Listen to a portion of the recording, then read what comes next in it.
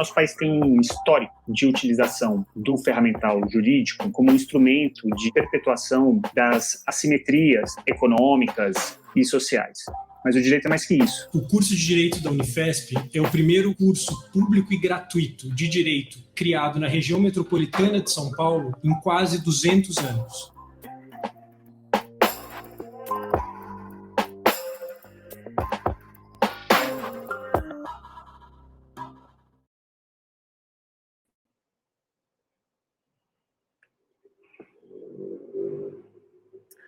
Boas-vindas a todas e todos. É com muita alegria que nós damos hoje início ao Direito Unifesp de Portas Abertas, um evento que é parte das atividades de inauguração do curso de Direito da Unifesp, que vai se iniciar em 2021 com as suas duas primeiras turmas, com 80 vagas para o turno integral, matutino e vespertino, todas elas ofertadas pelo SISU. É um evento voltado a alunos e alunas que estão escolhendo o seu curso no SISU, para que sintam um gostinho de como é estudar Direito na Unifesp e decidam, assim, se essa é a sua escolha. Se você tem dúvidas sobre o currículo do curso, projeto pedagógico, forma de ingresso, etc., acesse o site da Unifesp. Hoje a ideia aqui é que vocês tenham uma experiência de como seria a sala de aula, na prática, na Unifesp, no Direito Unifesp. Então, hoje nós temos mini-aulas com docentes do curso. Esse é o nosso terceiro dia, né? Então, aulas de 20 minutos, seguidas de perguntas por parte do público. A nossa primeira mini-aula de hoje é com a professora Maíra Zapata, com o seguinte título: Direito Penal e Direitos Humanos. Afinal, existe direito de bandido? A tradução em Libras é da Caroline Martins. Então, boa aula a todas e todos. Olá, pessoal. Boa tarde. Vamos ampliar aqui a nossa apresentação. Danilo, obrigada pela apresentação. Como o professor Danilo já disse, eu sou a professora Maíra Zapater. A gente vai tratar desse tema quente, é uma pergunta e um questionamento que muitas vezes aparece e que traz, na verdade, essa relação entre duas áreas do direito que são muito próximas, o direito penal e o processual penal e os direitos humanos. Com essa pergunta, afinal, existe direito de bandido? E atenção aqui para as aspas. Esse tema, como eu estou dizendo para vocês, ele é quente, ele gera polêmica. Tenho certeza que muitas e muitos de vocês que estão aqui assistindo já devem ter entrado em briga de Facebook, de Twitter, de almoço de família, com algum questionamento desse tipo. Então, são essas reflexões que a gente vai ver hoje e fazendo correlação, principalmente com a aula do professor Renan, que aconteceu na segunda-feira. Se você não assistiu, está disponível aqui no canal do YouTube da Unifesp. Então, já que a gente está falando dessas sensações, desses sentimentos, vamos pensar um pouquinho aqui. Algumas falas e algumas perguntas e afirmações que as pessoas se fazem a partir desses sentimentos que esse tema provoca. Então, aqui, só se falam de direitos humanos dos criminosos, ninguém fala dos direitos humanos das vítimas. Por que a polícia prende e a justiça solta?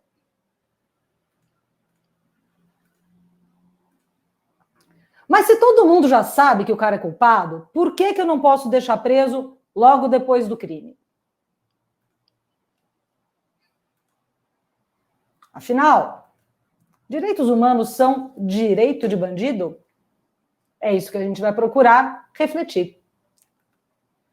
Para fazer essa reflexão, sempre vale a pena a gente começar problematizando conceitos. E o primeiro ponto é, o que são direitos humanos? Quem assistiu a aula do Renan na segunda já viu vários elementos a respeito disso. E aqui vale a pena a gente dizer o seguinte: falar em direitos humanos significa lembrar que esse conjunto de valores pode ser pensado em várias acepções diferentes.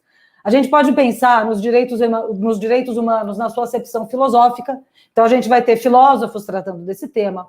A gente pode pensar nos direitos humanos sob a sua acepção política, e aí a gente vai ver o que os cientistas políticos têm a dizer a respeito. A gente pode pensar nos direitos humanos na sua acepção moral, ou seja, com uma bússola a respeito de valores, sobre o que é certo, o que é errado, o que é justiça, o que não é justiça. Todas essas são corretas, gente. Mas para o nosso encontro aqui hoje, eu gostaria de tratar com vocês da acepção jurídica do que são direitos humanos. Afinal de contas, a gente está falando aqui da inauguração de um curso de direito.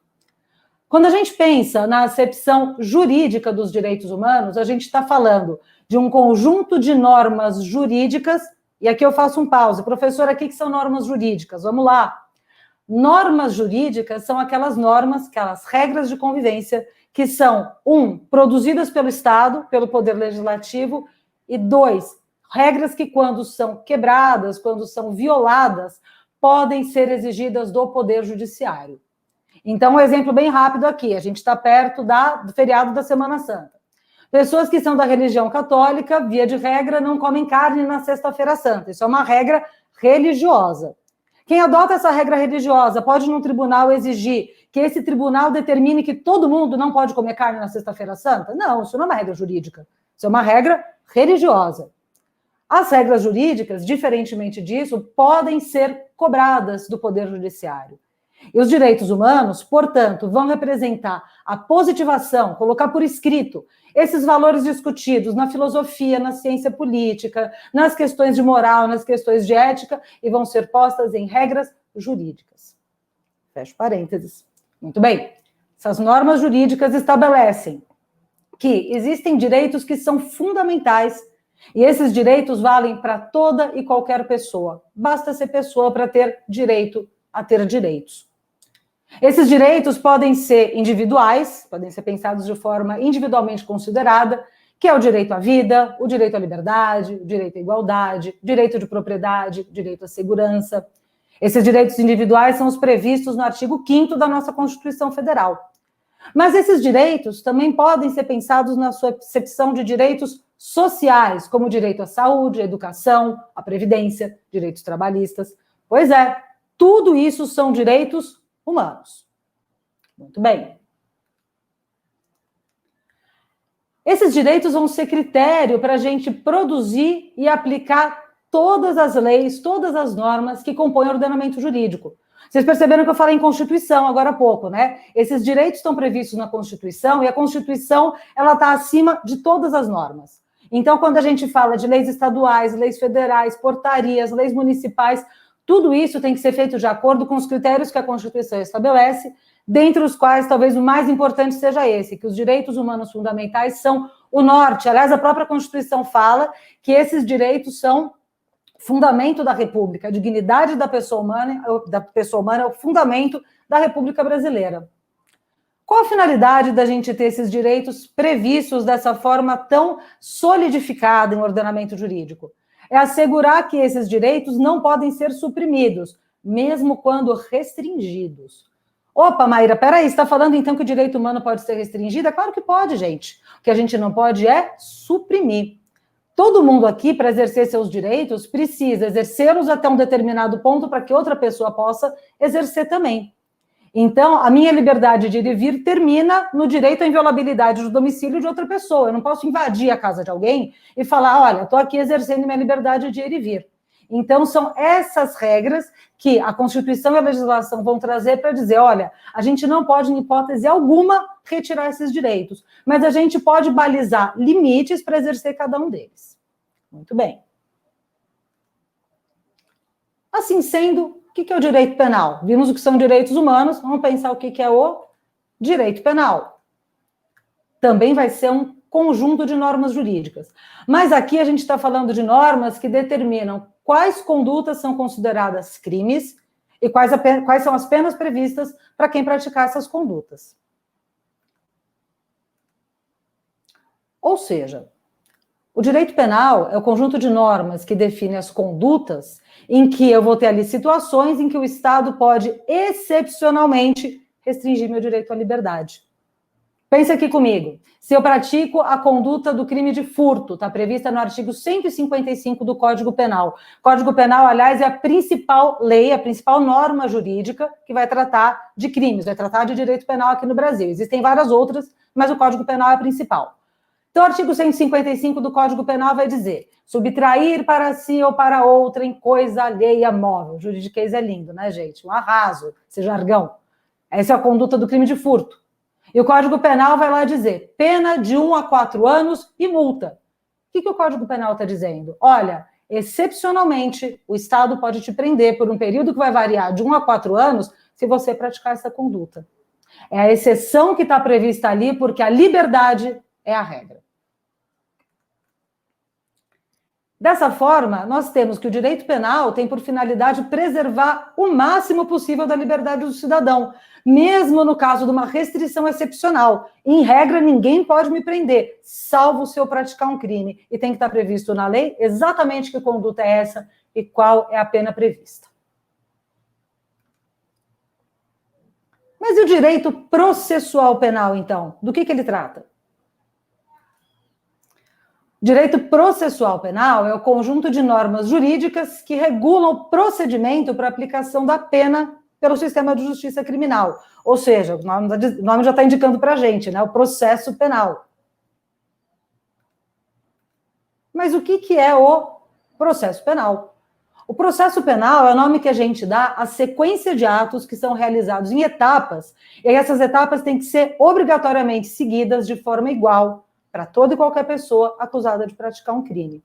Um juiz que está andando pela rua, se ele vira um crime, seja um furto, um homicídio, crime de tortura, o que quer que seja, ele não pode olhar para a cara daquele cidadão que está em tese praticando um crime e dizer, opa, esteja preso, vambora, que é isso? O juiz só pode aplicar essa pena dando uma sentença. Ah, como é que ele dá a sentença? Vai na casa dele dar uma sentença? Não. Tem uma série de atos que são obrigatoriamente antecessores dessa sentença para que o juiz possa, ao final, dizer se aquela pessoa é culpada ou inocente. É isso que é o processo penal. A finalidade do processo penal, portanto, é assegurar principalmente a igualdade, em duas dimensões. De tratamento entre todos os acusados. Se eu praticar um furto, se você praticar um furto, se qualquer pessoa lá fora praticar um furto, todos nós, por lei, estamos sujeitos ao que o Código de Processo Penal, principal norma jurídica referente ao direito processual penal, chama de procedimento ordinário. Eu tenho um inquérito, eu tenho uma denúncia, eu tenho uma audiência com 8 testemunhas para cada lado, eu posso produzir vários tipos de prova, o juiz vai dar uma sentença. Isso vai ser igual para todo mundo, não interessa quem seja. E uma segunda dimensão que é garantir igualdade de condições entre a acusação, que é feita pelo Estado, e a defesa, que é o réu. Quem assiste as minhas aulas de processo penal, se tem algum ex-aluno meu aqui assistindo, pode confirmar aí no chat que sabe que eu falo isso. O Estado prende o cidadão, mas o cidadão não prende o Estado. Essa relação, ela já começa totalmente desigual. Então, o que o direito processual penal vai fazer é procurar balancear essa relação, dar algum equilíbrio. Então, eu preciso garantir que as pessoas sejam consideradas presumidamente inocentes. Eu preciso garantir que, em regra, as pessoas aguardam o procedimento penal em liberdade, que essas pessoas têm direito a advogado, têm direito à defesa e tudo aquilo que a gente chama de garantias processuais penais. Bom, já vimos o que são direitos humanos, vimos o que é o direito penal e o que é o direito processual penal. O que tem a ver o direito penal com os direitos humanos e para a gente desfazer de vez esse clichê de dizer que direitos humanos é direito de bandido? O direito penal, na forma como a gente conhece hoje, ele é absolutamente relacionado com aquelas declarações de direito que o Renan comentou com vocês na segunda-feira, lembram? Lá na virada do século XVII para o século XVIII, a Europa, aqui no mundo ocidental, vê acontecer as revoluções liberais ou revoluções burguesas. Vocês vão encontrar os autores se utilizando dessas duas terminologias. São as revoluções como a Revolução Francesa, Revolução de Independência norte-americana, e que vão, além de falar dos direitos individuais fundamentais, também vão possibilitar a criação do que hoje a gente chama de direito penal clássico. Ah, as pessoas não eram punidas antes, então não tinha direito penal? Não tinha direito penal. O que a gente tinha são outros sistemas de punição, que dependiam do que um rei achasse que era crime e o que não era. E crime aqui é modo de dizer, gente. Crime é uma acepção nossa hoje. Mas aquilo que era considerado atentatório contra a realeza, ou quando a gente pensa no Tribunal da Santa Inquisição, a noção de crime e pecado, que eram semelhantes, não, eram, na verdade, sobrepostas. O direito penal clássico surge dizendo, olha, crime é uma ruptura do contrato social. Os seres humanos vivem juntos porque existe um contrato social aqui, aí talvez vocês se lembrem do Rousseau, do Montesquieu, do Locke, toda aquela parte da ciência política, da filosofia, que vão tratar desses direitos, e esses direitos vão ter essas ideias absorvidas pelo direito penal. A necessidade de você colocar regras para o poder do Estado. É nesse mesmo período que surge a pena de prisão. Vocês sabiam que a pena de prisão tem pouco mais de 300 anos de existência? Pois é, a ideia de que nós vamos aprisionar pessoas e deixá-las ali por um determinado período de tempo, ela é relativamente uma novidade histórica. E ela surge para se humanizar, vocês veem aqui humanização entre aspas, as penas corporais. Antes disso, se usava pena de morte, decapitação, suplícios. Tudo isso passa a ser questionado nas revoluções liberais, uma ideia de que o soberano não pode ser dono do corpo do seu súdito, esse súdito passa a ser um cidadão com direitos, e, portanto, não se toca mais no corpo do súdito. Se isso foi completamente implementado ou não, é uma outra história. Mas as revoluções liberais vão dizer isso. A prisão surge, portanto, para humanizar estas penas, que significa dizer que a prisão nunca foi testada como método de reduzir crime. E daqui a pouco a gente volta a falar disso. A pena se torna, portanto, um poder-dever do Estado de punir. Ou seja, é só o Estado que pode punir, não é a vítima, não é a família da vítima, não é a igreja, não é o rei. E, ao mesmo tempo, o Estado deve punir quem praticou o crime. Olha quanto poder o Estado passa a ter. Por isso que o Estado precisa ser limitado pela lei, e para aplicar essa pena tem um processo legal que deve ser seguido de forma devida.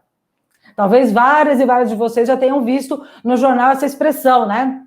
Quando a gente tem casos de direito penal muito rumorosos aparecendo no jornal, é comum se dizer, olha, esse processo não seguiu o devido processo legal. O que é isso? Seguir devidamente as etapas que têm que ser iguais para todo mundo. Uma questão de direito à igualdade.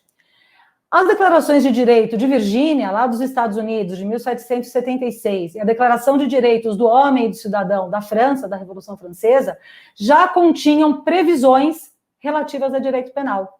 Então, vejam que o direito penal, como a gente conhece hoje, não é que ele tem alguma relação com direitos humanos, eles são necessariamente uma expressão dos direitos humanos que são inventados nesse período. Então, pensando ainda a relação do direito penal com as primeiras declarações de direitos. O direito penal serve como limitação para o poder estatal para que se garanta o direito à liberdade. Isso acontece a partir do momento em que, nas revoluções liberais, o Estado diz, olha, o monopólio da violência lícita é meu. Eu vou ter polícia, eu vou ter juiz, eu vou determinar as leis pelas quais se vão aplicar penas. Não é mais vítima, não é mais rei, não é mais exércitos paramilitares, nada disso. O Estado democrático de direito depende que o Estado detenha esse monopólio da violência. Até aqui tudo bem, a gente vive assim até hoje. A grande questão que a gente dificilmente para se perguntar é: o direito penal não foi criado para acabar com a violência. Ele foi criado para tornar seu controle exclusivo do Estado. Então, por que a gente espera que o direito penal, ou seja, as punições, as criminalizações, atinjam a violência que nos faz sentir aquele medo, aqueles sentimentos lá das figurinhas do começo?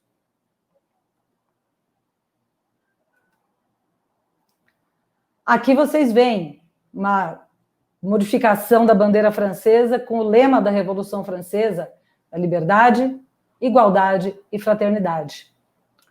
O direito penal é criado lá no período da Revolução Francesa como um instrumento de garantia da liberdade. O processo penal como um instrumento da igualdade. É claro, gente, aí a gente poderia ficar um semestre inteiro aqui discutindo todas as distorções e os problemas que o direito penal e o processo penal foram desenvolvendo ao longo dos séculos. Esse modelo está longe de ser perfeito. Ele tem vários problemas. Mas talvez um dos principais problemas seja a gente esperar desse sistema que ele seja outra coisa, senão para a proteção dos direitos das pessoas acusadas. Ele foi inventado para isso. Jamais se testou, vamos aplicar pena de prisão e ver o que acontece com criminalidade. Vamos aplicar pena de prisão e ver o que acontece com a violência urbana. Isso são distorções que acontecem ao longo dos séculos. Então, para partir aqui para o encerramento, para a gente ter tempo para as perguntas depois, para a gente refletir um pouquinho sobre as nossas perguntas iniciais. Será que é verdade que só falam de direitos humanos dos criminosos e ninguém fala de direitos humanos das vítimas? Depende de onde você procura suas fontes de informações. É claro que os direitos humanos das pessoas acusadas de crimes sofrem muitas violações e as pessoas vítimas de crimes também sofrem violações. Quando elas são vítimas de crime, quando nós somos vítimas de crimes, nós estamos sofrendo uma violação de direitos. E muitas vezes o Estado viola o direito dessas pessoas também. Quando, por exemplo, mulheres vítimas de violência sexual não conseguem acesso à interrupção de gravidez por violência sexual, não conseguem esse atendimento médico, a gente está falando de direitos humanos de vítimas. Quando a gente fala que familiares de vítimas de homicídio não conseguem o acesso à assessoria jurídica e psicológica que está prevista no Código de Processo Penal, a gente também está falando em direitos humanos de vítimas. Por que a polícia prende e a justiça solta? Porque a função da polícia é trabalhar com a segurança pública e a função da justiça é garantir a liberdade desse cidadão em equilíbrio com a segurança. Não é a função da justiça criminal garantir segurança pública. Mas se todo mundo já sabe que o cara é culpado, por que então já não pode deixar preso logo depois do crime? Agora a gente já sabe que para você prender uma pessoa existe uma série de etapas a serem seguidas para assegurar que todo mundo tenha tratamento igual por parte de um poder estatal que é extremamente potente, gente. O Estado prende o cidadão não prende o Estado. E para a gente fechar, vamos pensar em novas perguntas a respeito de tudo que a gente conversou? Será que restringir direitos humanos de pessoas acusadas de crime nos deixa mais seguros? Será que ameaçar com penas mais severas impede a prática de crimes? O direito penal brasileiro, de 1988, ano da nossa Constituição para cá, tem uma escalada de subida de pena, gente. Nós não temos exemplos na legislação de penas que tenham sido reduzidas. Será que a gente se sente mais seguro? Será que tem menos crime? Será que pacotes anticrime conseguem entregar o que eles prometem? Será que todo mundo que comete crime é processado criminalmente? Será que todo mundo que é processado criminalmente praticou crime? Será que essa conta do sistema de justiça criminal fecha? E, por fim, para a gente pensar, para que e para quem serve a punição? Bom, com isso eu encerro a minha fala. Eu não sei se a gente abre para as perguntas agora ou se a gente abre ao final, mas já fico desde já à disposição. Excelente, professora Maíra. Vocês viram agora uma excelente aula com um fantástico poder de síntese e enorme clareza da professora Maíra Zapata. Que aula! Parabéns, professora. Obrigada, Danilo. Nós agradecemos, eu agradeço. E tem, sim, algumas perguntas. Uma primeira delas, Maíra, é algo que apareceu nas aulas passadas, acho que valeria a pena retomar isso, que como se trabalha com direito penal? Quais são as carreiras possíveis? Alguém interessado em direito penal pode atuar de que maneira? Olha, gente, direito penal, processual penal, e acredito que depois aqui da exposição tenha ficado bastante claro que são duas áreas que a gente trabalha com elas juntas, né? Você pode ser professor e pesquisador de direito penal, processual penal, mas para quem quer atuar no sistema de justiça, as pessoas podem ser advogados privados, você pode ter um escritório ou trabalhar num escritório que atenda pessoas acusadas de crimes. Você pode ser um defensor público, que é uma carreira pública, a pessoa presta um concurso e vai atuar mediante pagamento do Estado, né? Uma carreira estatal. Você tem a Defensoria Pública da União e a Defensoria Pública dos Estados e vai trabalhar fazendo a defesa de pessoas que não têm dinheiro para pagar um advogado. O Estado é obrigado a fornecer esse serviço de assessoria jurídica. Você também pode ser promotor de justiça, fazendo o papel da acusação por meio do Estado. Também é uma carreira pública mediante concurso. Você pode ser um juiz criminal e atuar julgando esse tipo de caso. E aí, tanto na Justiça Estadual quanto na Justiça Federal. E isso, Danilo, só para comentar aqui em relação às carreiras voltadas ao sistema de justiça. Perfeito, Maíra. Temos várias perguntas. Uma delas aqui, por exemplo, destaca do Márcio Rocha, sobre a questão da igualdade no processo penal, que você apontou. Mesmo essa finalidade de assegurar a igualdade, isso acontece? Há relatos de desigualdade de tratamento entre acusados, dependendo do poder que cada acusado tem? Continuando a pergunta dele aqui, o que se faz para reverter essa situação de eventual desigualdade, né, e realmente praticar essa igualdade? Márcio, excelente a tua pergunta. Eu vou começar respondendo pelo final e voltando para o começo. Para assegurar a igualdade é fácil. Se aplicar o que está na Constituição e no Código de Processo Penal, a gente já tem mais da metade do caminho andado. E aí, indo para o começo, essa igualdade é observada na prática? Bom, como eu disse ali na minha fala, o que eu disse aqui é uma parte teórica do mundo do que a gente chama do dever ser. Na prática, isso tem muitas violações, tem muitas lacunas e problemas de aplicação. Então, pensando aqui no Brasil, a regra do processo penal que determina que as pessoas aguardem o julgamento de processo em liberdade é uma das regras mais infringidas. Para vocês terem uma ideia, a prisão preventiva, que é uma das formas de se prender antes do processo, não deu para a gente abordar aqui, existe essa exceção da exceção, né? A pessoa que está sendo processada criminalmente, excepcionalmente, ela pode ser conduzida à prisão quando tiver risco de fuga, quando tiver risco dela ameaçar testemunhas, destruir provas, ou seja, oferecendo risco para o processo, jamais para antecipar uma punição. Essa é uma regra que é muito descumprida. A gente tem cerca de metade das pessoas presas no Brasil hoje sem julgamento por prisão preventiva. Ou seja, em tese, metade da população carcerária brasileira poderia estar solta, porque pode ser que ela sequer tenha praticado o crime, pode ser que tenha um monte de problemas no processo. Então, para a gente resolver essa questão, tem várias soluções, Márcio, tem várias ações, na verdade, que se poderiam fazer, mas a principal que eu diria é que os juízes e juízas se atentassem para, de fato, aplicar o que o Código de Processo Penal diz e o que a Constituição diz. A regra é, as pessoas devem aguardar em liberdade. Esse é só um dos exemplos. Maíra, eu acho que temos tempo para mais uma pergunta. Apareceram várias, muitas agora nos últimos minutos. A Isadora Endo pergunta, com a situação e estado das penitenciárias brasileiras, isso contribui para que os presos consigam deixar a criminalidade e violência de lado?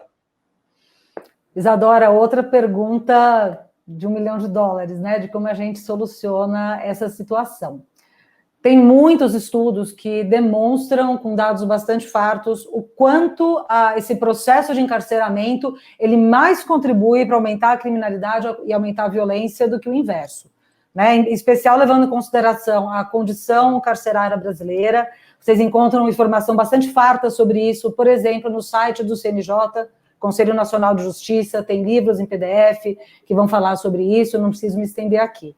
Mas a falta de condições carcerárias que existem, que faz com que se produzam facções criminosas, faz com que se produzam reflexos na criminalidade externa por conta do que está ali dentro, tudo isso faz com que essas pessoas não consigam deixar essa vida de se manter por meio da ilicitude.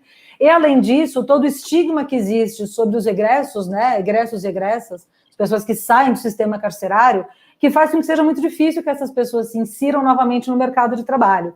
Danilo, eu vou contar um exemplo muito rápido para o pessoal que está assistindo entender um problema muito concreto, que a gente escuta quando entrevista defensores públicos que trabalham na área de execução penal. Execução penal é a parte que trata dos processos de quem já está condenado, né, do cumprimento de pena. Muitas vezes as pessoas são condenadas a pena de prisão e uma pena de multa. Isso fica ali registrado. Só que a pessoa, para pagar essa multa, ela precisa de dinheiro. Se ela está presa, muitas vezes ela não está trabalhando. Ah, mas preso não devia trabalhar? Devia, inclusive a lei prevê. Cadê as vagas de trabalho para as pessoas presas? Se a pessoa não tem dinheiro para pagar a multa, ela termina a pena de prisão, sai da prisão, ou sai em livramento condicional, enfim, um regime aberto, alguma possibilidade de antecipação da liberdade. Essa pessoa, quando vai procurar emprego, que ela precisa do dinheiro para pagar aquela multa, quando pedem os registros criminais dela, vem ali, pena em aberto, que é a multa. Então, ela não consegue o emprego, porque ela tem uma pendência criminal em aberto. Então, imaginem esse círculo vicioso, o quanto se amplia. É para a gente repensar muitas coisas, o quanto o direito penal, até onde o direito penal pode ir, eu entendo que ele serve no máximo para assegurar a liberdade das pessoas. As muitas outras promessas que se fazem em torno dele, eu acho que é importante a gente refletir a respeito. Perfeito. Professora Maíra, muito obrigado. Enfim, há muitas outras perguntas, nós não poderíamos responder aqui agora, por uma questão de limitação do tempo, mas, enfim, é só mais um motivo para que vocês venham estudar conosco e daí tirem suas dúvidas em loco com a professora Maíra, quando forem alunos e alunas dela. É isso aí. Ok, então muito obrigado. Obrigada, agora, Danilo. então... Obrigada, Carol. Até mais, pessoal. Valeu. Vamos então agora para a nossa segunda aula de hoje, né?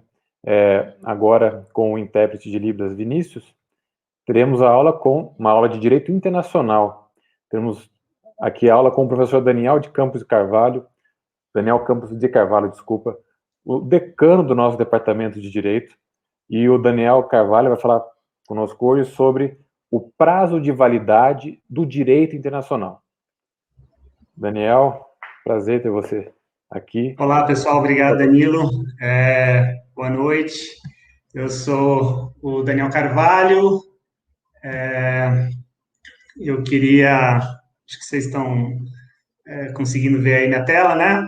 Danilo, só me confirma? Acho que sim.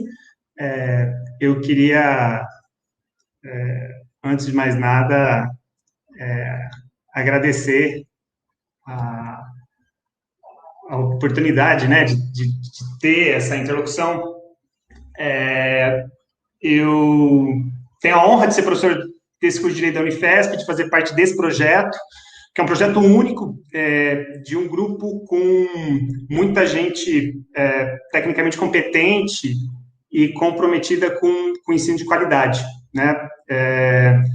Isso é uma honra, mas é uma honra também ser assistido e ter a oportunidade de conversar aqui com muita gente que claro, né, que tem interesse nesse projeto e que eventualmente vai vir estudar conosco, mas que, sobretudo, tem curiosidade pelo direito, né? O direito é uma área única, com inúmeras possibilidades, que às vezes pode parecer meio hermética, né? Meio um pouco sisuda, mas que tem facetas que são apaixonantes, né?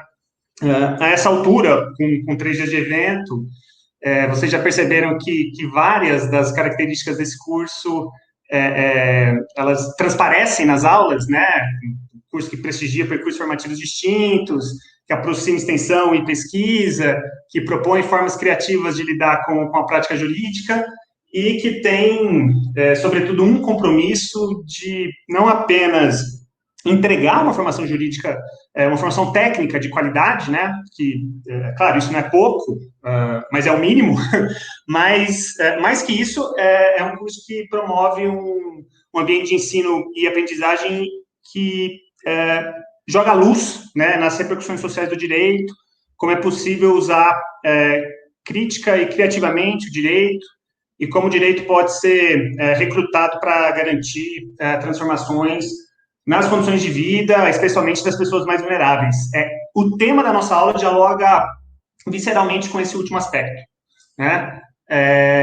O tema da nossa aula é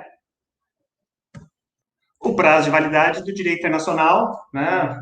Aí com um conjunto, uma seleção de imagens, né, não necessariamente de bom gosto por parte desse docente, mas acho que todo mundo aqui já ouviu a expressão prazo de validade, né, e é algo da nossa vida cotidiana, especialmente frequente com relação à nossa alimentação.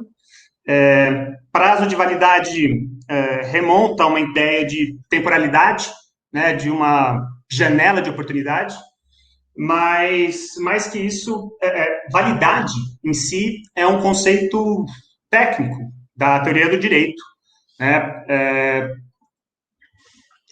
A ideia de validade tem inúmeros significados, muitas vezes conectada aí à existência de um enunciado no mundo do direito, né? A existência de uma lei, a existência de um decreto, e é uma ideia que se conecta essencialmente à norma jurídica, mas não necessariamente só à norma, e também a um conjunto de normas, né, o famoso ordenamento jurídico. Há vários e vários sentidos de validade, né, nessa dimensão técnica. Nós vamos falar de dois tipos ideais, eu diria, duas formas quase caricatas, né? Esse é um tema extremamente relevante, mais que isso, ele é cativante, né, para quem ingressa na graduação em Direito, né, essa discussão, validade, vigência, eficácia, né, das normas jurídicas, ela tem um papel fundamental e central no início do curso, essencialmente porque lida com conceitos inatos, né, então, por exemplo, a ideia de validade para lidar com duas formulações aqui, que são formulações que têm ali o seu quinhão de problemas, né, e de críticas, talvez nem sejam as mais refinadas e adequadas ali, né, mas uma norma jurídica ser válida pode significar dizer, por um lado, que é uma norma que é aplicada pelos tribunais, né, ou que, eventualmente, é uma norma que é reconhecida pelos órgãos que interpretam o direito. Significa dizer que a obrigatoriedade de uma norma é reconhecida e confirmada pelos tribunais. Isso por um lado. Por outro lado, é possível entender norma jurídica válida como uma expressão de uma adequação formal, né? Que uma determinada norma jurídica ela foi colocada nos termos previstos por uma outra norma que a antecede, inclusive hierarquicamente. Então, essas duas ideias, né, uma ideia de que uma norma jurídica é válida na medida em que ela é aplicada pelos tribunais, isso, né, gente, claro, de uma forma bem embalada, né, de uma forma concisa, como é a nossa proposta aqui nesse espaço. Então, a ideia tem a ver com a aplicação dos tribunais de um determinado comando jurídico e, por uma outra forma de entender uma norma jurídica como válida, significaria o fato dela ter uma pertinência, uma adequação formal a outras normas, né? Uma norma, especialmente uma norma que a antecedesse, um conjunto de normas que a antecedesse, inclusive, hierarquicamente. A gente vai se valer dessa ideia porque essa ideia, né, essas duas formas de pensar a validade de uma norma jurídica dialoga com esse aqui, que me parece ser o principal desafio do nosso tempo, né, o desafio de hoje, né, 31 de março, às 6h40 da tarde.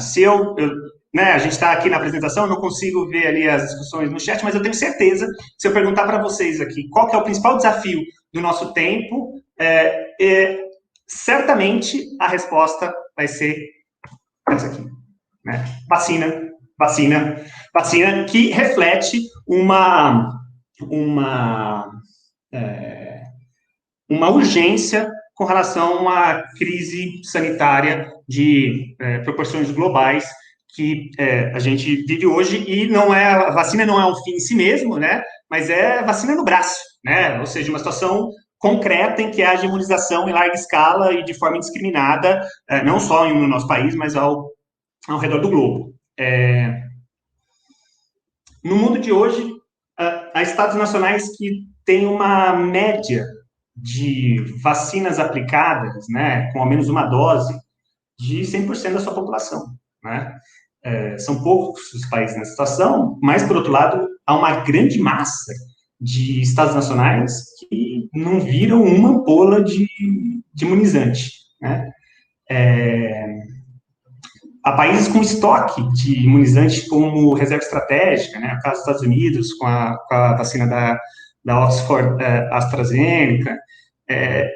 Nessa conjuntura, né, há uma questão que aparece muito evidente, que é a de saber como é possível garantir que haja vacina, imunizantes disponíveis para toda a população mundial e quais seriam os instrumentos para garantir isso. Isso, é claro, que não é um problema só do direito, né? O professor Danilo, que está aqui conosco, na nossa primeira aula, falou sobre a força expansiva do direito, né? Sobre como o direito tem uma pretensão de produzir os seus efeitos para as diversas dimensões da experiência social, né? Da vida em sociedade. E, nesse caso, não é diferente, né? E o direito internacional nos coloca uma pergunta, nesse momento histórico, sobre se é possível falar na validade de uma norma internacional que garanta o acesso equânime à vacinação. Falando de outra forma, é possível dizer que, sob certas condições, há um dever jurídico dos Estados nacionais de compartilhar com outros Estados produtos e tecnologias essenciais à saúde pública? Como se organizaria a construção argumentativa em defesa de que existe uma norma válida nesse sentido? Como construir esse argumento? Você que está nos assistindo, né? Se fosse parte da equipe jurídica de uma grande ONG que lida com temas da saúde pública global, ou se fosse parte do corpo diplomático de um Estado envolvido nas discussões atuais, né, com relação a esse tema, como faria isso? Né? Tentar reivindicar que existe uma norma válida, ou pelo menos um sentido interpretativo que impõe o dever jurídico dos Estados nacionais de compartilhar os produtos médicos e o conhecimento associado a vacinas e imunizantes com relação a essa situação, como fazer isso? E aí, nos parece, né, pensando aqui, propondo exercício, acho que tem dois caminhos. Um, na linha do que a gente já sinalizou, né, que é essa aqui é a nossa pergunta, né, que orienta, então, esse exercício, que se é possível afirmar que, sob certas condições, há um dever jurídico dos Estados nacionais de compartilhar com outros Estados produtos e tecnologias essenciais da saúde pública. Então, há duas formas de se pensar a construção dessa argumentação. Uma que remete a ideia de que essa norma, ela está presente no ordenamento jurídico nacional, essa interpretação é possível de ser feita e que ela está de acordo, ela encontra acolhimento nos dispositivos normativos vigentes atualmente. Então, para citar um exemplo, né, a gente pode construir essa narrativa a partir de um dispositivo de intensa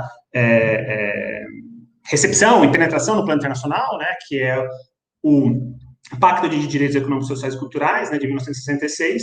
O artigo 12 do Pacto fala sobre o direito à saúde. O direito à saúde é um direito previsto em mais de 100 cartas constitucionais ao redor do mundo. E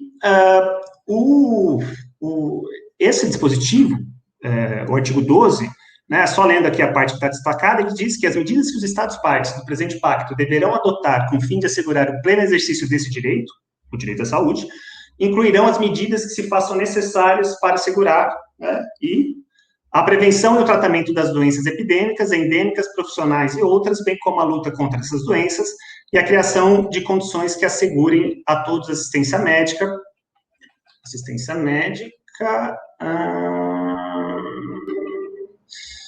e serviços médicos em casos de enfermidade.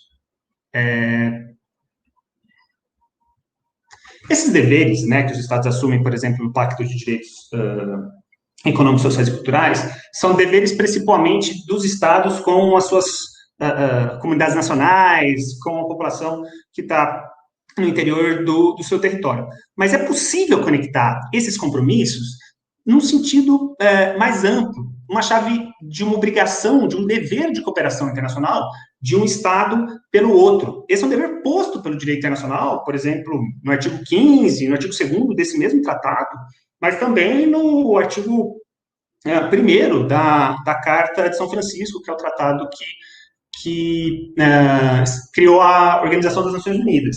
É claro que essa discussão ela tem um gatilho, né, que tem a ver com a necessidade, de fato, de se implementar essas medidas, com a possibilidade técnica de isso ser levado a cabo e com a disponibilidade de recursos, né? Essa é um segundo rol de discussões que a gente vai fazer na sequência. Bom, seja como for, então, um caminho para construir essa narrativa seria esse, mas outro caminho seria pensar, como a gente já viu aqui, né, sobre a possibilidade de se ter a validade de uma norma jurídica, né, ou pelo menos o reconhecimento de um dever jurídico que isso nesse sentido do compartilhamento dos insumos relacionados a uma crise sistêmica como a pandemia, que isso seja afirmado por um tribunal internacional ou por um órgão responsável por interpretar regras do direito internacional, bem uma discussão, né, naquela linha que a gente viu no começo da nossa conversa. Algo que talvez possa contribuir com isso seja uma decisão a ser tomada não no âmbito do regime internacional dos direitos humanos ou da saúde pública, né, mas também no âmbito, não só nesses âmbitos, né, mas também no âmbito do comércio internacional, né. Hoje, a grande arena de disputa nesse sentido é a Organização Mundial do Comércio. A OMC é uma organização internacional com 164 membros, com o propósito de garantir os fluxos comerciais internacionais, que lida com temas como bens, serviço, propriedade intelectual, que tem por função, né, essa tríade de objetivos, né, que é coordenar a produção normativa sobre comércio internacional, fiscalizar o cumprimento dessas normas, né, essa produção normativa se faz por meio das famosas rodadas, né, mas além de produzir essas normas, o papel da OMC é acompanhar o cumprimento dessas normas e funcionar como um grande tribunal dos conflitos do comércio internacional. Parte importante desse conjunto de regras da OMC é o Acordo sobre Propriedade Intelectual, né? Acordo sobre aspectos dos direitos de propriedade intelectual relacionados ao comércio, né, o nome completo, que estabelece os mecanismos de proteção internacional dos direitos patrimoniais relativos à propriedade intelectual, a marcas e patentes. Como vocês podem imaginar, né, gente, o acesso a medicamentos essenciais, o acesso a imunizantes, é um tema clássico da OMC e desse acordo, né, o acordo TRIPS. Essencialmente por quê? Porque as regras de mercado impõem, invariavelmente, um preço proibitivo para a aquisição em determinados contextos pelos países em desenvolvimento, né? Brasil, por exemplo, teve um papel primordial nessa discussão em 2001, final do governo Fernando Henrique Cardoso, depois na metade do governo Lula, né, no sentido de promover um grande esforço, uma coalizão internacional com relação a esse tema do acesso a medicamentos, essencialmente por conta do Projeto Nacional de Produção de medicamentos genéricos, né, essencialmente de antirretrovirais. O Brasil tem um papel histórico nesse sentido, ainda que nesse momento histórico, notadamente em outubro de 2020, quem vem liderando um processo, né, nesse sentido seja a Índia e a África do Sul, um processo que atualmente conta com o apoio aí de mais de 100 países, em que se vem tentando defender a aplicação da suspensão formal de uma série de normas da OMC, com vistas a aumentar a produção de medicamentos e vacinas e para garantir um aumento da produção ao menor preço, né? Isso garantiria que qualquer país, pelo menos em tese, formalmente garantiria que qualquer país pudesse produzir vacina sem se preocupar com os compromissos firmados no âmbito da OMC, né? Isso não é o famoso licenciamento compulsório, né? A quebra de patentes, como é corriqueiramente chamada, mas é um instrumento que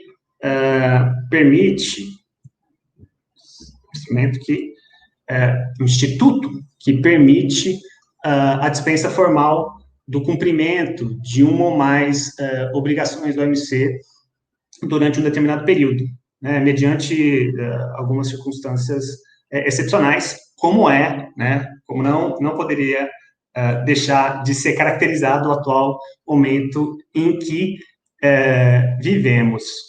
Por que esse conflito se coloca, né? Porque Estados Unidos, União Europeia, Suíça, Reino Unido, ou seja, basicamente onde ficam as sedes, né, de várias gigantes farmacêuticas, esses estados nacionais, eles são contra, com apoio de alguns outros estados, Japão, próprio Brasil, essencialmente porque aqui é uma defesa dos interesses dos agentes econômicos, né?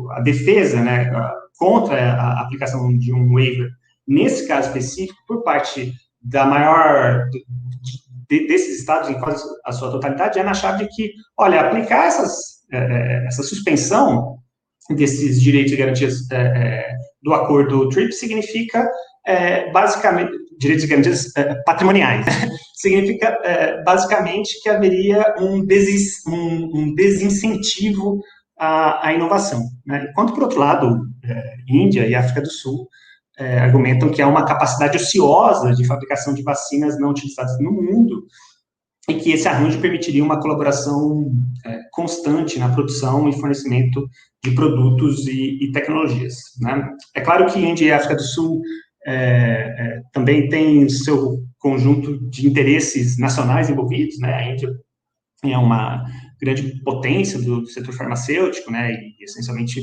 teria uma vantagem nítida a partir da aplicação desse dispositivo. Mas o que interessa para a gente é olhar que parte do fundamento desse pedido que está sendo discutido, né, no âmbito da OMC, e que precisa ser aprovado pelo Conselho Geral, é que o fundamento do pedido é justamente a existência de um dever por solidariedade global e cooperação multilateral de compartilhar de forma irrestrita tecnologia e know-how para as respostas à pandemia, né? E aqui a gente está falando de kit de diagnóstico, de vacina, claro, de medicamento, de ventilador, de equipamento de proteção individual, né? O reconhecimento desse pedido de waiver, com essa base e com esse fundamento, se eventualmente vier a acontecer, me parece que é uma força, uma constelação, né? Esse processo vem ganhando tração, inclusive com o apoio da nova diretora-geral da OMC, de que algo precisa ser feito. Isso fortaleceria a demonstração de que é possível enxergar a existência de um dever de cooperação internacional na saúde pública global, né? Claro que essa é uma questão que dialoga com outros aspectos para além do comércio internacional, né? Esse é por exemplo, só para citar um aspecto, né? A gente já falou das questões relacionadas à dignidade humana, já falou das questões relacionadas à saúde pública, mas tem uma dimensão também, né, que é essa questão descortina, que é uma questão de segurança internacional no sentido, né, mais tradicional, né? Tem a ideia de segurança humana que está presente nesse elemento, nessa discussão, de que forma é possível que o prolongamento da pandemia pode gerar instabilidades do ponto de vista da paz e segurança internacional.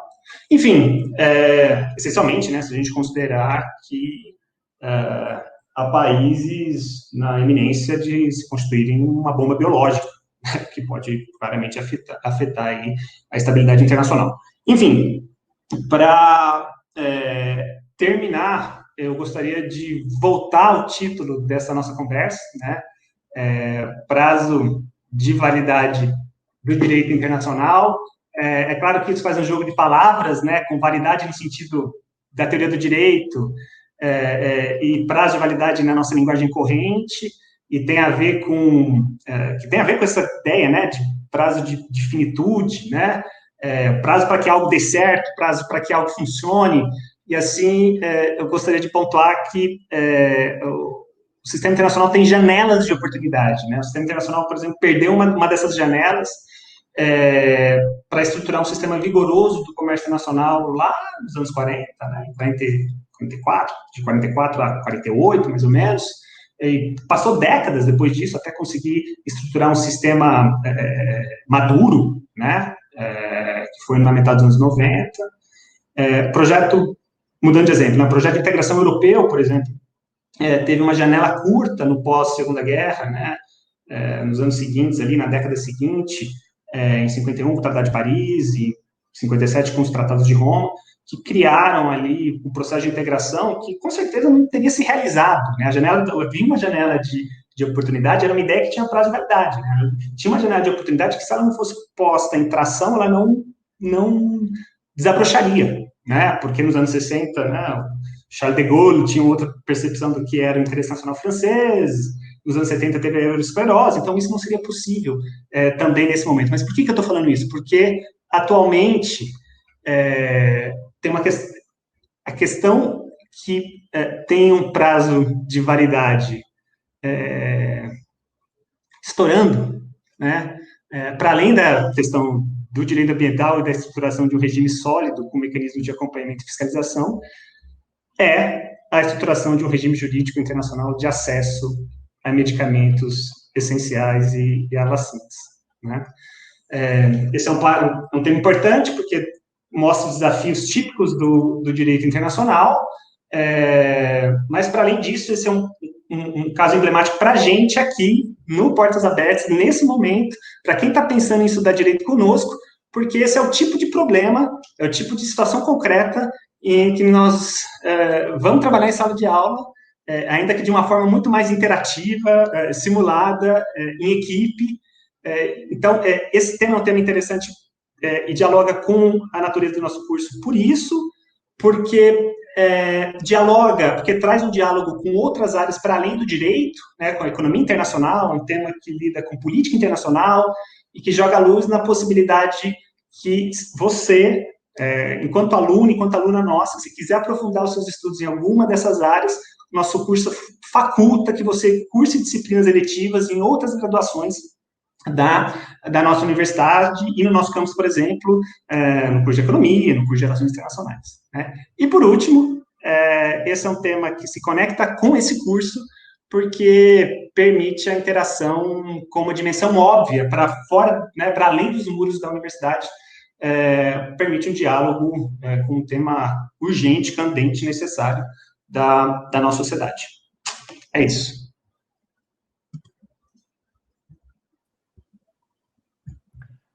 Muitíssimo obrigado ao nosso queridíssimo decano, professor Daniel Carvalho. Muito obrigado, Daniel, pela excelente aula.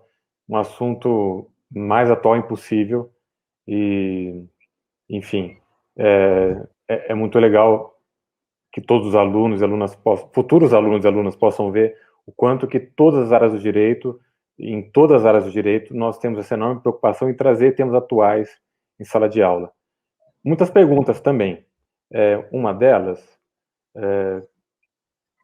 se não me engano aqui da Isadora, sobre carreiras, de novo, né, a questão das carreiras, as carreiras possíveis dos alunos de direito sempre aparecem. Posso? Sim, se eu estou procurando, eu me perdi aqui no chat. Vai lá. Basicamente a pergunta é, se alguém quiser trabalhar com direito internacional, trabalha-se na ONU, OMC, quais são as carreiras possíveis? Olha, o direito, claro, né, gente, nós estamos apresentando um curso aqui, então vocês têm que mitigar tudo que vocês ouvirem dessas pessoas que estão aqui, que são pessoas completamente apaixonadas pelo que fazem, pela área em que militam, mas eu tenho dificuldade de achar uma outra área, estou falando da área jurídica, né, em que haja tantas possibilidades, né? Mesmo direito internacional, que inicialmente pode parecer uma área com possibilidades muito restritas, ela abre caminhos profissionais, né, no serviço público, que é óbvio, né, o que é talvez o mais evidente, né, seja no serviço público nacional, como internacional, em organizações internacionais, né, os processos seletivos das organizações internacionais, como mencionado pelo Danilo, ONU, Sistema ONU, na própria OMC, mas para além do serviço público nesse sentido, tem também a possibilidade do direito internacional ele ser um caminho, né, para o desdobramento da vida profissional, por exemplo, em grandes escritórios, né?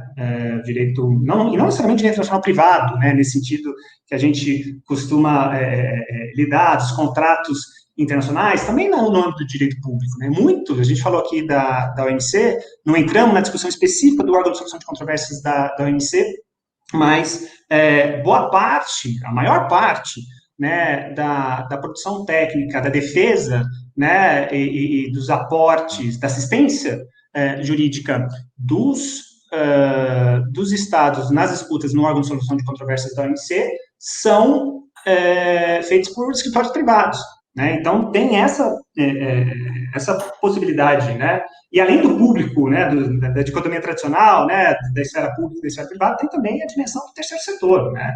O terceiro setor é uma grande... Por exemplo, essa discussão que a gente fez hoje, uma das grandes... A gente falou da Índia, falou da África do Sul, mas talvez a grande patrocinadora dessa discussão seja uma grande organização não governamental que lida com temas relacionados à saúde pública, né? Então, tem caminhos aí, né, para quem tem a formação jurídica e queira se aventurar para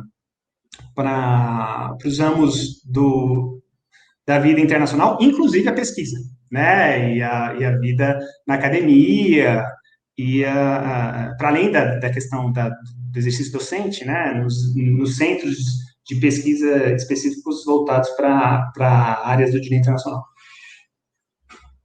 Perfeito, perfeito. Mais perguntas aqui, professor Daniel. O Ney, ou CJ Ney, desculpa, no seu nome completo, pergunta aqui, quais são as habilidades que seriam as mais exigidas, as mais requeridas, dos oriundos do ensino médio numa faculdade de Direito? Essa pergunta aparece, né? Essa pergunta é ótima, porque tem várias respostas, né? E eu acho que nenhuma delas... que o fato de ter várias respostas é muito emblemático de um traço único, né? O direito é multiforme, o direito tem uma plasticidade inerente, como, de novo, gente, como nenhum outro, né, super suspeito para dizer isso, mas como nenhum outro fenômeno social, né? Então, isso também permite o acolhimento de perfis individuais distintos, né? E isso, com certeza, vocês puderam notar vendo o grupo de professores e professoras que passaram por aqui nos últimos 3 dias, né? São pessoas com aptidões e com perfis distintos e que se reconheceram na área. Então, para responder a pergunta especificamente, eu vou fazer uma menção pode parecer até meio piegas, né? Mas algo que me parece decisivo mesmo para um estudante de direito pura e simplesmente o engajamento, né? É a vontade, né? E que pode ser gerado por várias razões, por inconformismo, por vontade de fazer dinheiro, enfim, aí tem várias, né? O clique pode ser dado por várias frentes, mas eu acho que basicamente é essa disposição. Excelente, professor Daniel. Muito obrigado. Há outras perguntas, mas infelizmente o nosso tempo está acabando, né? Não temos mais tempo para mais perguntas, então isso só faz com que nós renovemos o convite a todos que estão nos assistindo para que venham estudar conosco, certo? Acabamos por hoje, então um agradecimento muito especial ao professor Daniel, professora Maíra, também a Caroline e Vinícius pelo apoio na interpretação de Libras. E ficamos assim por hoje. Na verdade, o encerramento do nosso evento de sucessão, de sequência de mini-aulas do Direito Unifesp Portas Abertas. Nós esperamos muito que vocês tenham gostado e tenham se animado ainda mais a vir para a Unifesp estudar conosco. Quem quiser mais informações, acesse direito.unifesp.br. Lá no nosso site há outras informações que vocês podem acessar. Ok, então, pessoal? Então, muito obrigado a todo mundo. Até breve. Esperamos vocês. Boa sorte no SISU. Até mais.